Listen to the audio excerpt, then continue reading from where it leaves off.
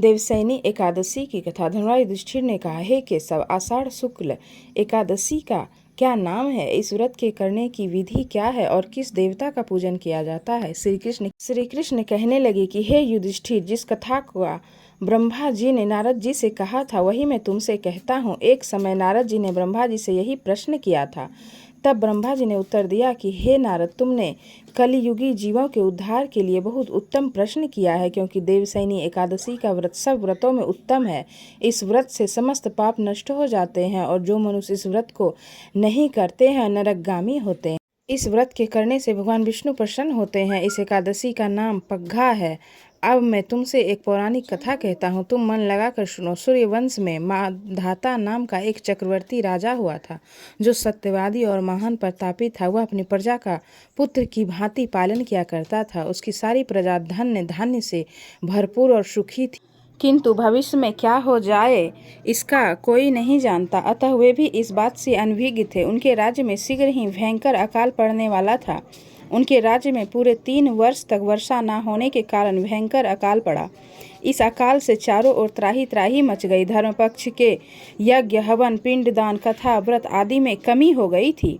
जब मुसीबत पड़ी हो तो धार्मिक कार्यों में प्राणी की रुचि नहीं रह जाती। इस कारण से राजा तो इस स्थिति को लेकर पहले से ही दुखी थे। वे सोचने लगे कि आखिर मैंने ऐसा कौन सा पाप कर्म किया था जिसका दंड मुझे इस रूप में मिल रहा है। फिर इस कष्ट से मुक्ति पाने का कोई साधन करने के उद्देश्य से राज सेना को लेकर जंगलों की ओर चल दिए।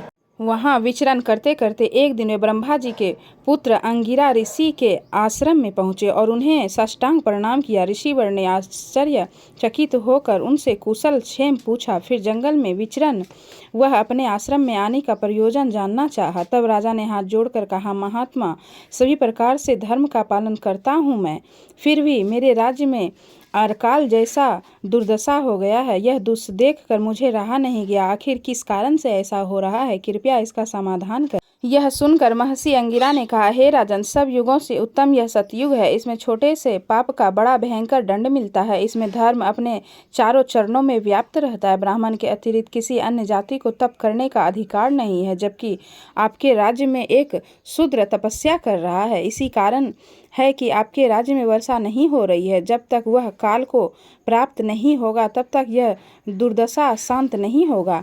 दुर्भिक्ष की शांति उसे मारने से ही संभव है।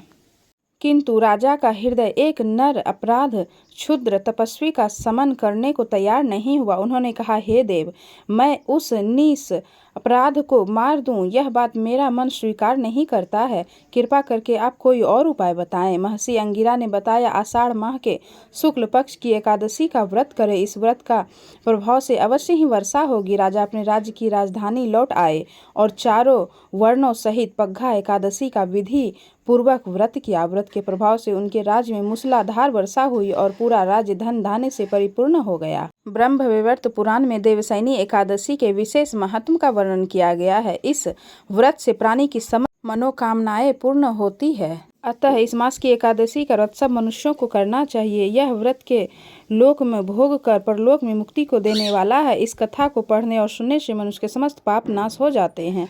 तो आप लोगों को देवशयनी एकादशी की हार्दिक शुभकामनाएं। तो यह थी देवशयनी एकादशी की कथा। अगर आप लोगों को यह कथा अच्छी लगी हो तो दूसरे के साथ शेयर जरूर करें।